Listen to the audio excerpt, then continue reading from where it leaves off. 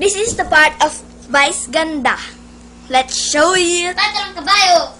Ito ang opisina ko. Close up, please.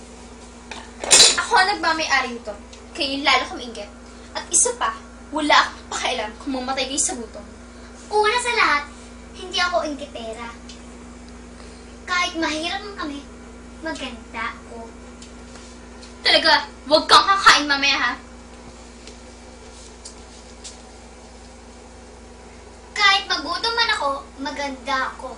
At kung mauhaw man ako, maganda ako. Po? Ikaw, maganda ka ba? Hindi, pero nananakit ako. Aray! Tara na nga, Resty! Nakakabangag dito.